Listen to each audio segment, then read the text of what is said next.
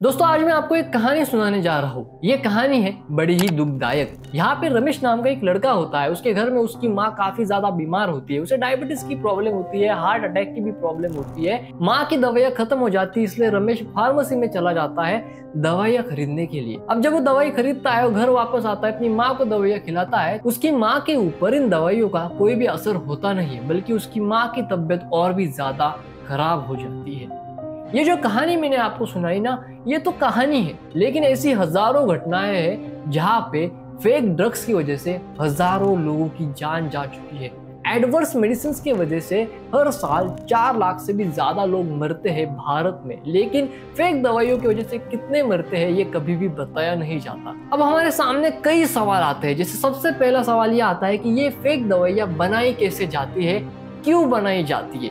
दूसरा सवाल आता है कि इन फेक दवाइयों को बेचते कैसे है, और तीसरा सवाल आता है गवर्नमेंट कर क्या रही है। और चौथा सवाल जो काफी ज्यादा इंपॉर्टेंट है कि इन फेक दवाइयों को पहचानते कैसे है, इन्हें वेरीफाइड करते कैसे है। सबसे पहले सवाल, ये दवाइयाँ बनाता कौन है, क्यों बनाता है, कैसे बनाता है, राइट। सबसे पहले हम इसी के ऊपर बात करेंगे। इन फेक दवाइयों को बनाने वाले लोगों को कहा जाता है फार्मा माफिया। अब देखिए, हर इंडस्ट्री के अंदर कुछ लोग ऐसे होते हैं जिन्हें काफी ज्यादा लालच होती है। ये अपने पैसों के लालच के चक्कर में लोगों की जानों को भी खतरे में डाल देते हैं, और इन्हें इसकी बिल्कुल भी परवाह नहीं होती। इन्हें बस परवाह होती है अपने मुनाफे की। ये माफिया दरअसल लोगों के लिए फेक दवाइयां बनाता है, काउंटरफेट दवाइयां बनाता है, जिनमें चौक पाउडर, चूना, ड्राई पेंट, यहाँ तक कि इंजन ऑयल भी डाल दिए जाते हैं। अब इनके सामने हमेशा दो रास्ते होते हैं। सबसे पहला, ये एक्टिव ड्रग का काउंटरफेट बना। जैसे कि एग्जांपल लेता हूँ, मान लेते हैं किसी व्यक्ति को हार्ट की बड़ी प्रॉब्लम है। हार्ट की प्रॉब्लम के लिए मार्केट में हजारों दवाइयां हैं, तो उन्हीं में से किसी एक अच्छी दवाई का काउंटरफेट बना के उसे बेच देना, ये होता है एक्टिव ड्रग बनाना। दूसरा रास्ता होता है डिजीज मॉन्गरिंग। अब डिजीज मॉन्गरिंग जो है वो बड़ी बड़ी फार्मास्यूटिकल कंपनीज करती है। दरअसल यहाँ पे काम ये होता है कि साधारण सी साधारण प्रॉब्लम को एक नई बीमारी का नाम दे देना, उसे एक नई बीमारी बता देना, और उसके लिए लोगों को ये बताना कि आपको ट्रीटमेंट की जरूरत है और अपनी दवाइयां बेचना। इसका सबसे अच्छा एग्जांपल है रेस्ट सिंड्रोम। अब आप मुझे पूछोगे कि भाई साहब ये है क्या। देखिए, आप बैठे बैठे कभी कभी अपना पैर हिलाते होंगे। पैर हिलाने की इस प्रक्रिया को रेस्टलेस सिंड्रोम कहता है ये ड्रग माफिया या फिर ये फार्मा माफिया।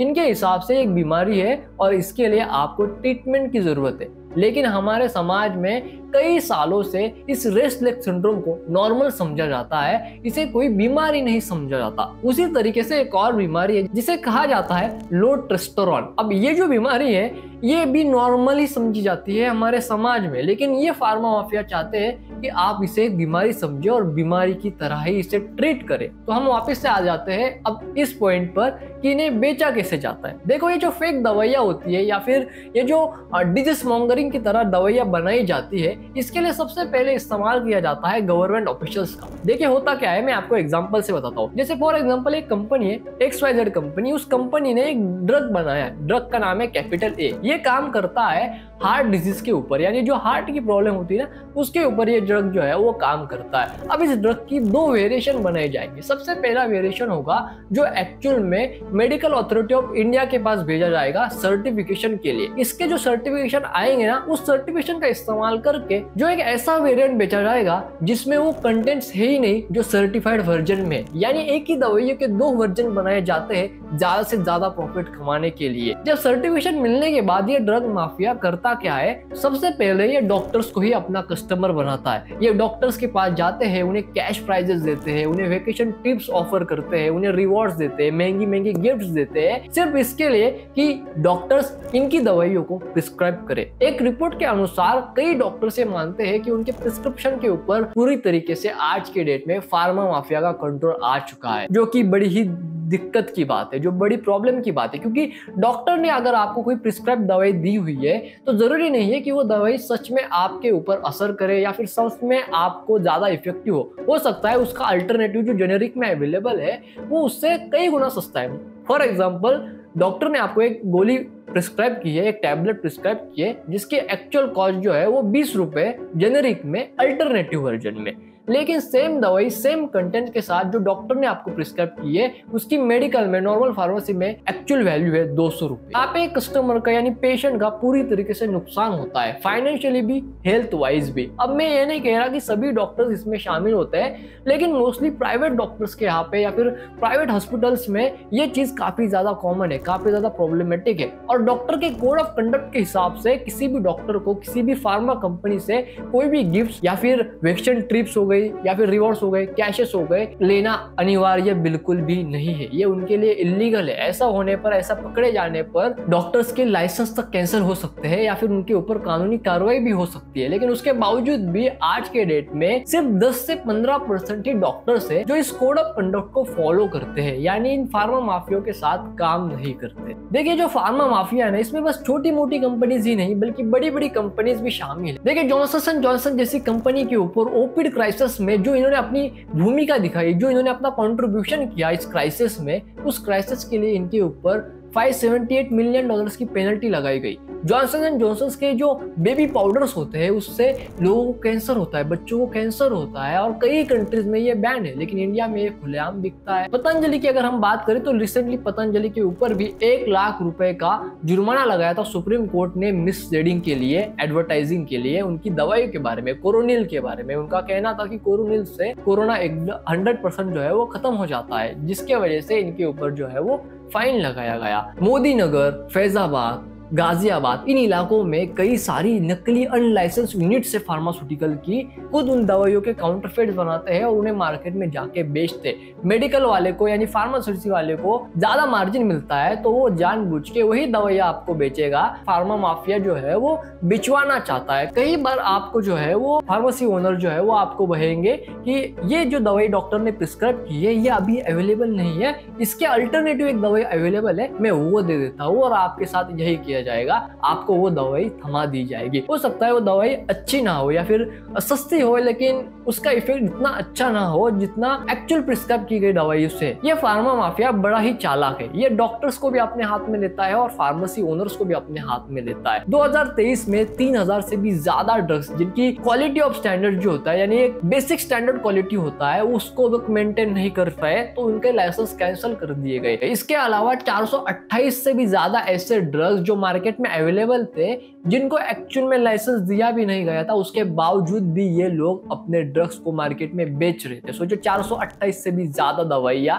ऐसी जिनके पास लाइसेंस ही नहीं है उस दवाई को बेचने का, फिर भी मार्केट में बेची जा रही थी। लोगों की जान की कीमत बिल्कुल भी आज के डेट में नहीं बची हुई है। एक्चुअल में लोगों की जान की कीमत 5 रुपए की एक एंटीबायोटिक के जैसे बन चुकी है। उत्तराखंड में स्थित एक कंपनी ने सिप्ला और जीएसके जैसी कंपनीज के एंटीबायोटिक्स बनाए और उन्हें तेलंगाना के कई हॉस्पिटल्स में सप्लाई कर दिए। ये एंटीबायोटिक्स आपको शॉक लगेगा, चॉक पाउडर से बनाए गए थे जो काउंटरफिट थे। यानी सोचे जिन पेशेंट्स को ये एंटीबायोटिक्स दिए होंगे उनके ऊपर इसका कितना भयानक असर पड़ चुका होगा। जब ये बात तेलंगाना के ड्रग एडमिनिस्ट्रेशन डिपार्टमेंट को पता चला तो उन्होंने पुलिस के साथ मिलकर एक कार्रवाई की। उस कार्रवाई में पता चला कि इस कंपनी के पास 38,000 से भी ज्यादा ड्रग्स के टैबलेट्स थे जो काउंटरफिट्स थे अलग अलग कंपनीज के। सोचिए ये दवाइयां कितनी ज्यादा हानिकारक हो सकती थी अगर ये एक्चुअल में उतने सारे लोगों को मिल चुकी होती। अगर 38,000 लोगों को ये दवाइयां मिल चुकी होती तो उनके जीवन के साथ कितना बड़ा व्यापक परिणाम होता। और इनकी कीमत कितनी थी? 7.5 लाख रुपए, यानी कि 7 लाख रुपए के लिए लोगों की जान के साथ खेला जा रहा है, वो भी 38,000 से भी ज्यादा लोगों के साथ। मैं यहाँ पे एक टैबलेट को एक इंसान के रूप में पकड़ रहा हूँ, ठीक है। उसके अलावा कई ग्रुप्स ने ऐसे लैब्स बनाए हैं जहाँ पे ये फेक मेडिसिन बनाई जाती है और उन्हें हॉस्पिटल्स को सप्लाई की जाती है, जो कि एक बहुत बड़ा रैकेट है। अगेन ये रैकेट भी बस्ट हुआ था। उसके बाद में अगर मैं बात करूं तो उज्बेकिस्तान में 18 बच्चों की मौत हो गई थी क्योंकि उन्होंने एक कप सिरप पी लिया। ये कप सिरप में क्या था जानते हैं आप? कप सिरप में था इंडस्ट्रियल केमिकल। सोचिए इंडस्ट्रियल केमिकल कप सिरप में डाला गया और उन्हें बेच दिया गया, जिससे 18 बच्चों की मौत हो गई। इससे बुरी बात क्या हो सकती है? ये pharma companies basically seeding trials का भी इस्तेमाल करती है। सीडिंग ट्रायल्स बेसिकली होते क्या है कि यहाँ पे बेसिकली कई कंपनीज क्या करती है, डॉक्टर्स को कहती है आपके साथ मिलके पेशेंट्स के ऊपर हमारे ड्रग्स के ट्रायल्स करेंगे, हम पेशेंट के साथ जो है वो समझौता कर लेंगे और उसके साथ हम ड्रग्स ट्रायल्स करेंगे, और ताकि हमारी दवाई जो है वो मार्केट में जल्द से जल्द आ सके और पेशेंट का भी कल्याण हो और कंपनी का भी कल्याण हो जाए।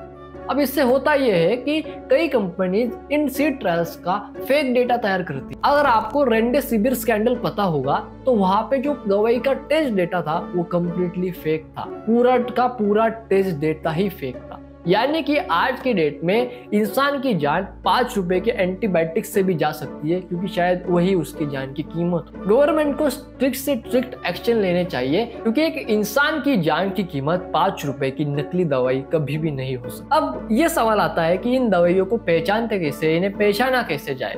तो देखिए बड़ा इजी है। सबसे पहले आपको अगर कोई भी दवाई खरीदनी है तो उस दवाई के स्क्रिप्ट के पीछे उस दवाई का QR कोड होता है। आप किसी भी वेरीफाइड मेडिसिन ऐप से उन दवाइयों को स्कैन कर सकते हैं और पता लगा सकते हैं कि ये दवाई एक्चुअल में ओरिजिनल है या नकली है, क्योंकि उसके पीछे का बारकोड जो होता है वो कंपनी थ्रू आता है और कई फार्मास्यूटिकल एप्स जो होती है उस डेटाबेस से लिंक होती है। तो जैसे ही वो ग्रैप आ जाता है तो उसके साथ बैच नंबर और कई सारी चीजें जो है वो आ जाती है, जिससे आपको पता चल जाएगा कि ये दवाई जो है वो असली है या नकली है।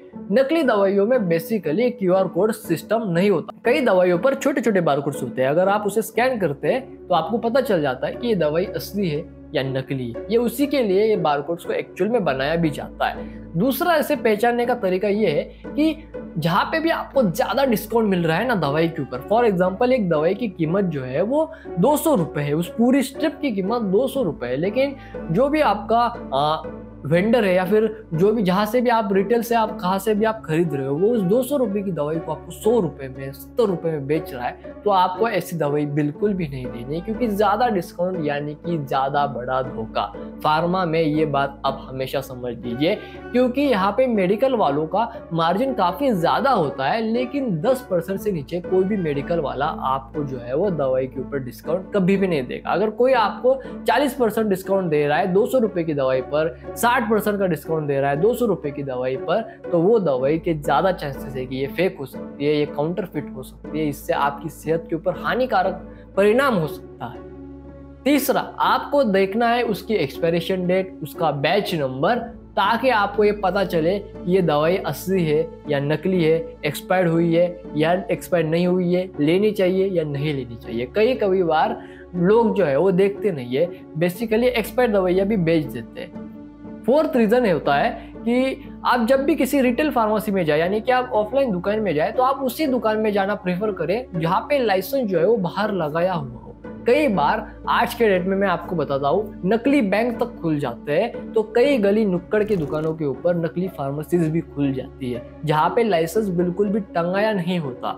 नॉर्मली आप किसी भी मेडिकल में चले जाएंगे ना, अच्छे मेडिकल में जो ऑन गोइंग रोड पर है या फिर अच्छे एरिया में है, तो वहाँ पे आप देखेंगे कि उनका जो लाइसेंस होता है ना, वो एक साइड पे दीवार पे वो टांग के रखते हैं, क्योंकि वो अनिवार्य होता है कस्टमर के लिए, उसे पता चलना कि ये जो है वो ऑथेंटिक बनता है मेडिसिन के लिए। लेकिन कई बार आपको ऐसी फार्मेसी भी देखने को मिलेगी जिनके पास एक्चुअल में कोई लाइसेंस होता ही नहीं है, ये नकली का नकली पूरा सेटअप बना के जो है वो बैठ जाते हैं। आपको कई सारे केसेस मिलेंगे अगर आप सर्च करते हैं, ये पूरा पूरा नकली सेटअप बना के बैठ जाते हैं, और ऐसे लोगों से आपको दूर रहना है। अगर आप वीडियो को यहाँ तक देख रहे हैं तो इस वीडियो को लाइक कीजिए और शेयर जरूर कीजिए, क्या पता आपके एक शेयर से एक ऐसा इंसान बच जाए, फेक ड्रग खरीदते खरीदते बच जाए इस वीडियो को देखने के बाद। और चैनल को सब्सक्राइब भी कर लीजिए। मैं मिलता हूँ नेक्स्ट वीडियो में, तब तक के लिए जय हिंद, वंदे मातरम।